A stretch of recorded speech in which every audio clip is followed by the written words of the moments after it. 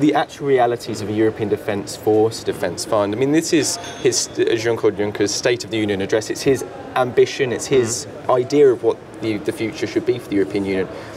Is it actually going to be a reality, do you think, seriously? And also, do you think it's the right priority for Europe to be focusing on? So I'm a German Social Democrat. Chancellors like Willy Brandt or Gerhard Schröder came from my party. And within our program, since many, many years, is that we want to have the long-term perspective for a European army. And so what we see now is perhaps something that we could see positive as a step towards this. Because at the moment we are not able as Europeans, without the NATO, to guarantee for our own security. And we saw in Syria, when the Syria conflict came up, when Assad was without the help of the Russians, the Americans didn't want to go in this conflict. They said, hey, you Europeans, this is around your corner, and it has something to do with your security. You have to protect yourself. But we were not able to do so. So in the field of structures, in the field of material, in the field of better cooperation, there is lots to do to have a strong European arm within the NATO. The idea of a European army or European defence force, do you see it as almost important, therefore, that the decisions in terms of military intervention, military action, goes further up into a regional, a pan-European level, decision-making level, as opposed to nation-state level? Do you see that? Is that something that you aspire to happen, that there is a pan-European military leadership? The need to strengthen the European defence policy as the European foreign policy, this goes hand in hand. If you take the whole conflict we saw in Northern Africa, then up to Syria, what did we see when the Arab Spring came up? We had a lack of structures to come to a good European solution, which has a strategy, a real strategy behind our engagement there. And so at the end of the day, if you look at these countries, no one is better than before. So if you look at this past, if you look at the second Iraq war and what happened there, if we look at the past of the last 10 years, we should take the consequence that it's important to strengthen the European capacities to be able to better protect our own security, defence, interests, and also foreign policy. But you're actually saying that the foreign policy of the European Union now can be backed up by a strong army. So if you wanted to invade Northern Africa and Libya to support those, then by having this European army with the foreign policy, it would be able to do that. No, it's not like this. What I said is the opposite. If you would have had these structures before, someone perhaps could have stopped Sarkozy sending airplanes with bombs to Libya without discussing this with the other 27 member states and finding a common strategy. First you have to discuss, then you have to find a strategy, and then you act.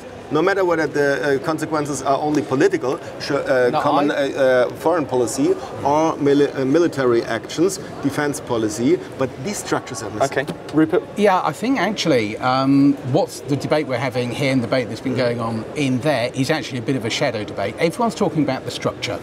Will there be a European army? Will there not?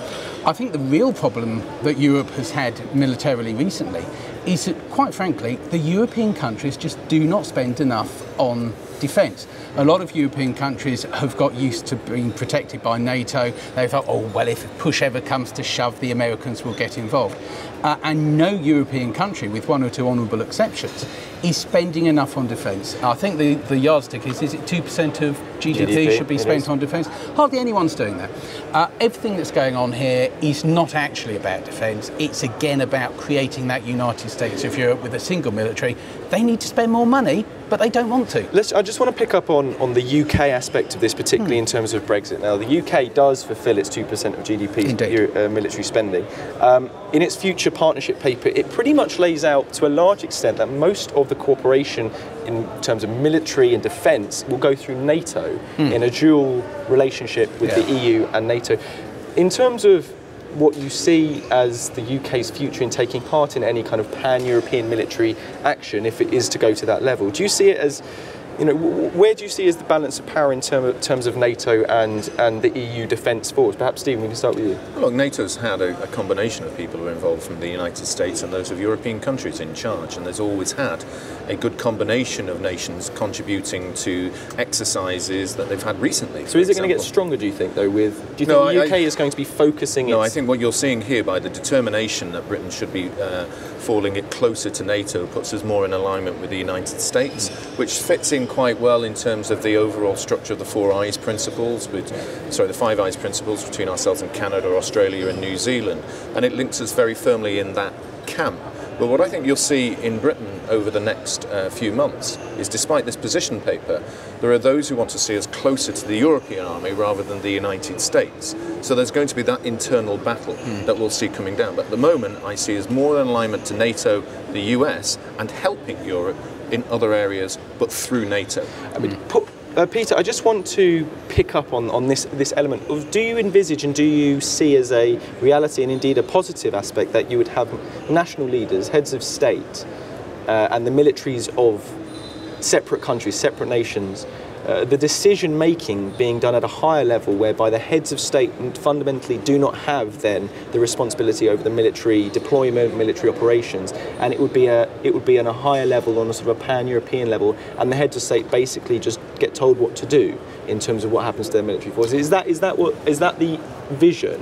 No one at this table here can paint a picture about the concrete structures of decision making. Then this will be a long process to come to the point who decides at which stage what. But what's your opinion of the end process? The principle that we come here because we are united in one union, which is much more than one single market, and we see that the interests of security, the problems we have with security, are coming geographically closer and closer and nearer to our borders. So it's important that not every member state decides alone, perhaps also based on only national discussion about what to do if it has something to do with the common so therefore interest. It would so go we have to to a find higher the mechanisms. Level. It would go beyond the head of state. We have to find the mechanisms that within these new structures, all the 27 member states, unfortunately, find a way to come to common decisions. Right, and so that would be the heads of state no longer having the overall decision, but what happens to their military, it goes to a pan-European level. We have to discuss perhaps the discussion of the structures. If one member state absolutely say, no, we don't want to go into this conflict. The Germans were right when they said we don't want to go in the Iraq II war, because every other European member states who went there believed the American story about the gas and the chemicals, which was completely untrue. And that would have been avoided with the like European... this, we have to find perhaps structures which give also the possibility of a way out. But this will be a long process of discussion. The principle is important, and the principle for more unity here, this is important, and I'm happy that Commission President Juncker strengthened it today. Final thoughts on the both of you. Stephen, you first, very quickly. I think Peter is right. There will be a long discussion to who effectively controls the order to go to war. Maybe it'll be Juncker's dream of a single president of Europe in the future. They're not there yet, but what is very clear, the concept of the European army is very much on the table and progressing quickly. Indeed, and during his speech, Juncker again made a big play for more voting by QMV, qualified majority voting. In terms of foreign policy. Yeah, indeed, and I think that his end view is decisions like how to go to war will be taken by that sort of vote with himself or his successor in the chair.